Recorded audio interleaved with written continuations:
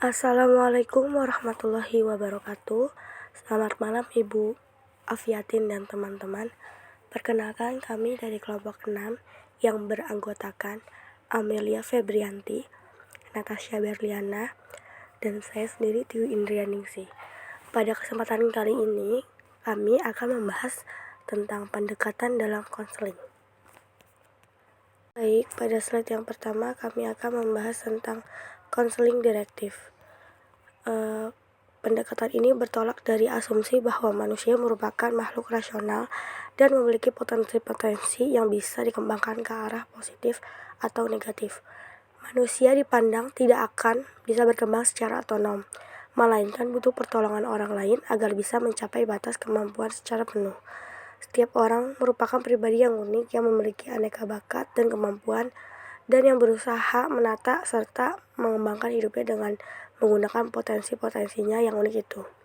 Hakikat kecemasan seseorang adalah ketidakpastian tentang cara menggunakan potensinya tersebut. Baik, selanjutnya ada tujuan. Tujuan konseling adalah melakukan sang individu untuk secara bertahap dan pelan-pelan semakin memahami dan semakin terampil untuk mengatur dirinya sendiri.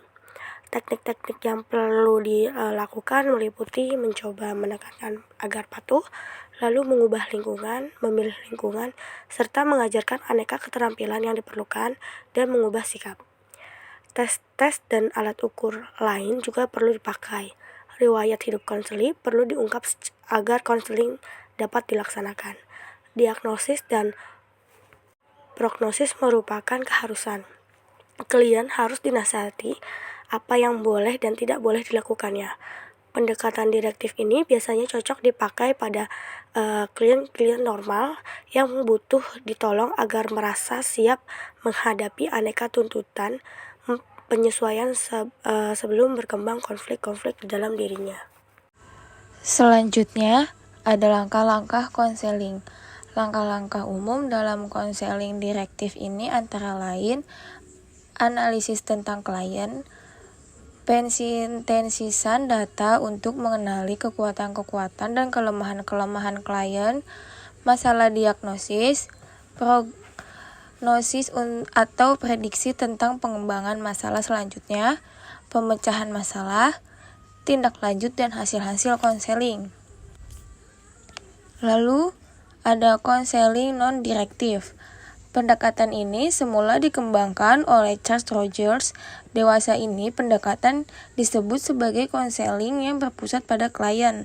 Asumsi dasar yang melandasi pendekatan ini adalah bahwa manusia pada dasarnya rasional, baik, dapat dipercaya, bergerak ke arah aktualisasi atau ke arah pertumbuhan, keadaan sehat, realisasi diri, kebebasan, dan otonomi. Konsep diri atau cara sang pribadi mempersepsikan dirinya sendiri merupakan pengatur tingkah laku, agar bisa mengatur dan menata tingkah laku sesuai dengan konsep dirinya.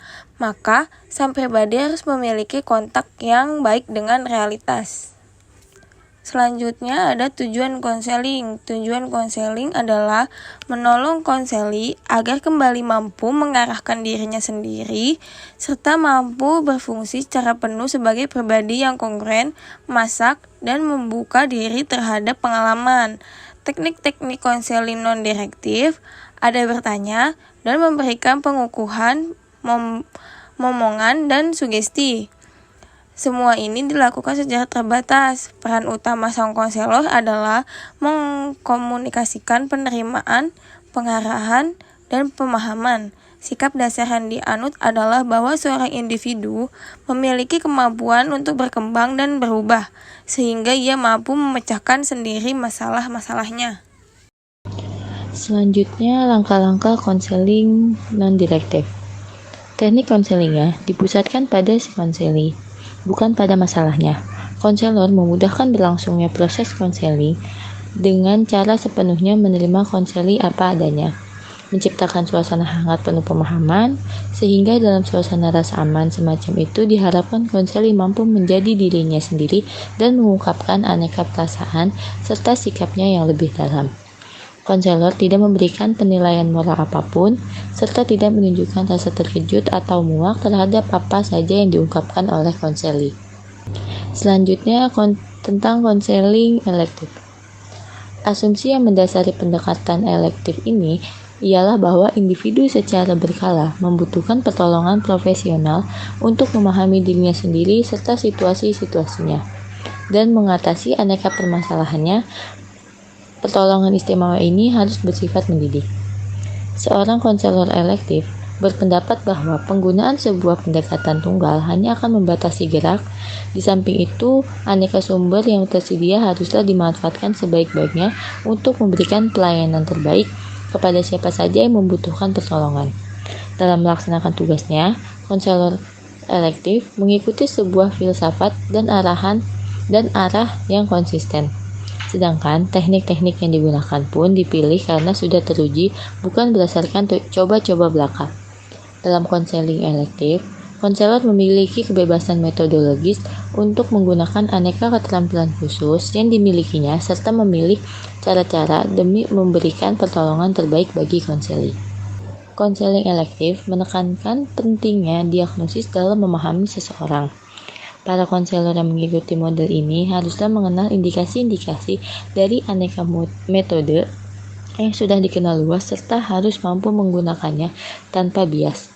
Sifat yang komprehensif menjadikan model ini populer, sedangkan cakupannya yang luas cocok dengan cita-cita demokratis untuk menolong memenuhi kebutuhan individual semua mahasiswa. Untuk menerapkan model elektif ini, maka para konselor harus diberi bekal persiapan yang lebih luas dan harus ada jalinan yang lebih baik antara apa yang dikerjakan oleh guru, konselor, dan tenaga-tenaga ahli lainnya. Konselor elektif sering dipandang sebagai jalan tengah untuk menjembatani polarisasi antara konseling direktif dan konseling non-direktif. Sekian presentasi dari kami. Apabila ada yang ingin ditanyakan, boleh ditanyakan melalui kolom komentar ya teman-teman. Terima kasih.